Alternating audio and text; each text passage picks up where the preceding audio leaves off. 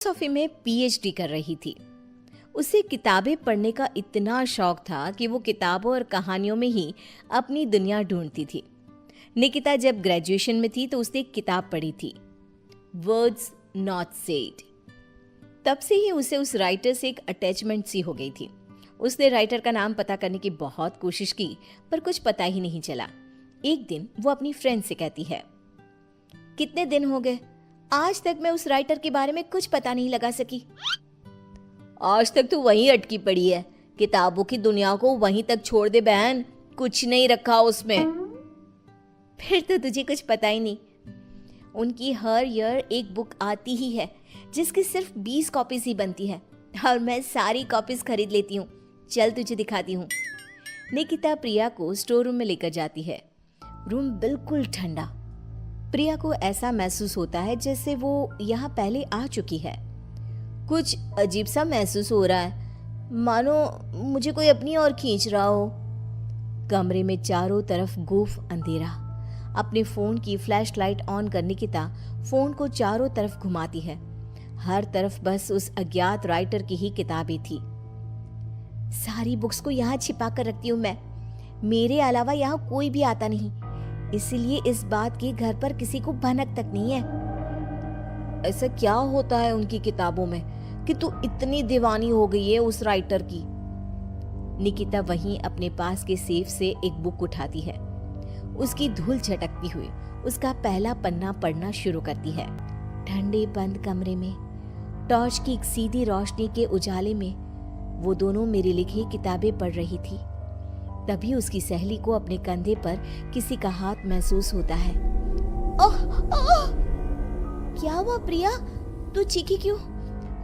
मुझे ऐसा लगा किसी ने मेरे कंधे पर अपना हाथ रखा हो। निकिता रुक तो, मैं देखती हूँ। निकिता हर तरफ लाइट दिखाती है पर वहां पर कोई नहीं होता। देख तो, कहाँ कोई है यहाँ? छोड़, तू कहानी सुन। फिर उसे लगता है मानो एक भारी सा हाथ उसके सर को सहलाता है। क्या फालतू किताब है, बंद कर इसे, मैं घर जा रही हूँ। दोनों कमरे से बाहर आ जाते हैं। क्या हुआ यार, तू ऐसे अचानक बाहर क्यों आ गई? अरे कैसी किताब है यार प्रिया, तू जो कुछ भी पढ़ रही थी सब वैसा ही हो रहा था। अब समझ में आया तू खोई खोई सी क्यों रहने लगी है। एक मिनट, क्या वो राइटर मुझे भी जानता है? मेरे बारे में और क्या क्या लिखा है उसमें? दे मुझे वो किताब दे, मैं घर जा रही हूँ, वहीं पढ़ूंगी। मुझे जानना है कि फिर मेरे साथ क्या होगा। निकिता के लाख मना करने के बाद भी प्रिया एक बुक लेकर चली जाती है और उसी दिन से उसका नंबर ऑफ आने लगता है। अगली सुबह निकिता को अपने घर के गेट पर ही वही बुक एक एनवलप में रैप्ड मिलता है। एक हफ्ते तक प्रिया की कोई खबर नहीं मिलती। निकिता किताब का पन्ना पलटती है जहां प्रिया के गायब होने के बाद टू बी कंटिन्यूड लिखा था। अब मैं नेक्स्ट पार्ट का वेट नहीं कर सकती। प्रिया मेरे कारण ही गुमशुदा हुई है, पर मैं क्या करूं?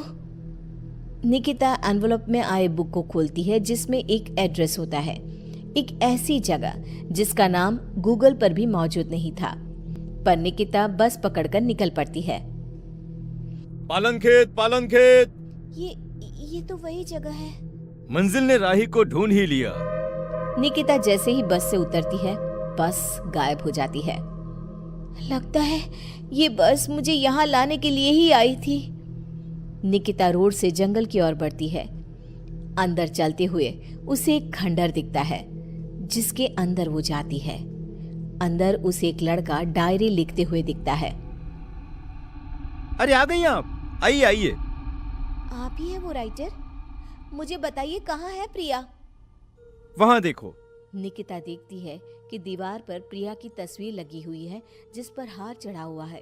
प्रिया की फोटो के साथ वहां कई और लोगों की तस्वीरें भी थी। ये सब क्या है? मेरी कलम श्रापित है, मैं ना भी चाहूं तो भी ये चलेगी। जिस किसी का जिक्र ये करती है उसे मार कर ही दम लेती है। ये सिलसिला शुरू हुआ था जब मैं 16 साल का था। एक नदी के किनारे मुझे ये पेन मिली। मैं इसे अपने कबर्ड में रख कर भूल गया। फिर एक दिन अचानक कबर्ड से लाल रोशनी आई। मैंने उसे खोला तो पेन चमक रही थी। और इसने लिखी मौत की दास्तां। मेरा सब कुछ इसने छीन लिया, सब कुछ। मैंने उसे खत्म करना चाहा, पर नाकाम रहा। मैं सब कुछ छोड़कर जंगल में रहने लगा, पर यह तब भी नहीं रुकी। तो इसे रोकेगा कौन? तुम नहीं मरी। बाकी जिस किसी का भी इसने जिक्र किया, उसको इसने निगल लिया। तुमने मेरी सारी बुक्स पढ़ी, उसे संभाल के रखा, पर तुम्हें कुछ नहीं हुआ। तुम ही वो मसीहा हो निकिता। मुझे बचा लो और इस खेल को रोक दो निकिता। निकिता पेन उठाती है। उसके पेन को पकड़ते ही एक औरत उड़ती हुई आती है और पीछे से उसे लिपट जाती है। उसके शरीर से खून बहे जा रहा था। खुले बाल, झुर्रियों से भरा उसका चेहरा बड़ा डरावना लग रहा था। मेरी गोद में बैठो निकिता, आओ ना। नहीं, बहकना मत निकिता। यही है पेन की मालकिन, रूहें खाती है ये। इसकी बात मत सुनो निकिता। लिखो निकिता, फिर वो लड़की खुद को मार देती है। निकिता पेन उठाती है और लिखती है। करण उछलकर दूर गिर जाता है। आंधी तूफान चलने लग जाते हैं। दीवार पर टंगी सभी तस्वीर नीचे गिर जाती हैं। जिस चेयर पर बैठकर निकिता लिख रही थी, वो उड़कर दीवार से टकरा जाती है। मैं जिंदा हूँ?